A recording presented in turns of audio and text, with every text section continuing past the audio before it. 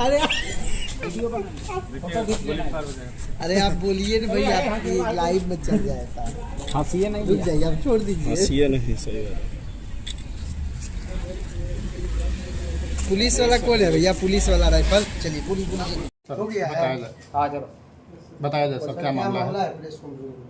आप लोग अवगत हैं कि अपराध की रोकथाम के लिए पटना पुलिस के द्वारा विशेष अभियान चलाया जा रहा है, जिसमें हथियार की रिकवरी पे विशेष ध्यान दिया जा रहा है। और इसी में एक जो पश्चिमी क्षेत्र है वहाँ पे ऑपरेशन जखीरा चल रहा है, क्योंकि हम लोगों को पूर्व से सूचना मिल रही थी कि वहाँ पे भारी मात्रा में हथियार हैं और जिनका इस्तेमाल अपराधियों के द्वारा समय समय पर किया जाता है।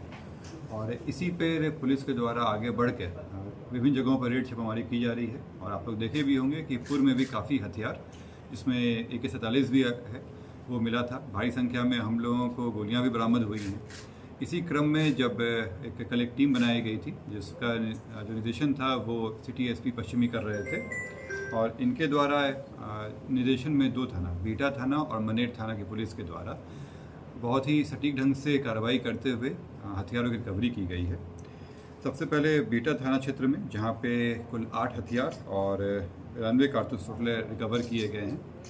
इसमें बीटा थाना से 2 देसी पिस्टल है, एक 2 नाली बंदूक है, एक Mark 4 303 राइफ़ल है जो पुलिस का राइफ़ल है। इसको हम लोग सत्यापित कर रहे हैं कि ये कहाँ से आया था उस जगह पे, परंतु ये पुलिस का राइफ़ल है। इसके अलावा एक देसी कट्टा, 4 मैगजीन, 7.65 बोर का 14 कारतूस, 0.315 का 42 कारतूस, 12 बोर का 16 कारतूस, 5.56 mm का 6 कारतूस और ऐसे ही विभिन्न अलग कारतूस मिले हैं। मनेर थाना क्षेत्र से 0.315 बोर का एक राइफ़ल, 12 बोर का 2 नाली बंदूक 2 मिला है वहाँ पे। वैसे ही 0.315 का कारतूस 6 और खोखा 2 मिला है।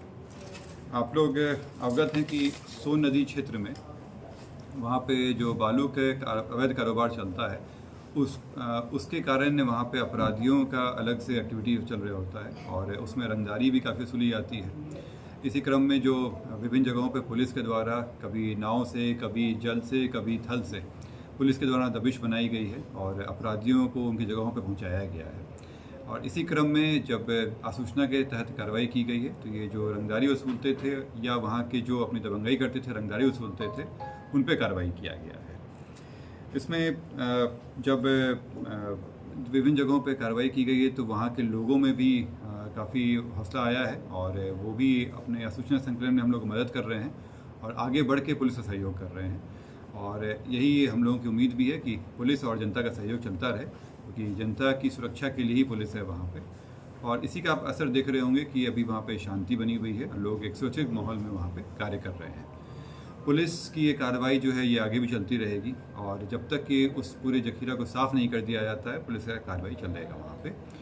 और पुलिस जो सूचना और सूचना के तहत जो कार्रवाई करती रहेगी और जो अपराधी हैं उनको उनकी जगहों पर पहुँचाएगी और सजा दिलाएगी। कितने लोग गिरफ्तार हुए, उनका नाम क्या है, आपराधिक इतिहास क्या है, कहाँ से इतने हथियार लाए थे, क्या लग रहा था चुनाव को लेकर के कुछ साजिश? जो मनेर थाना में हुआ है उसमें 3 व्यक्ति पकड़ाए हैं, गोलू कुमार, भोला कुमार और अमित कुमार। ये लोग कोइलवर जिला आरा के रहने वाले हैं। और बीटा थाना में मनोज कुमार और सोनल कुमार, ये राघोपुर गांव है वहाँ पे बीटा में, वहीं से पकड़ाए हैं।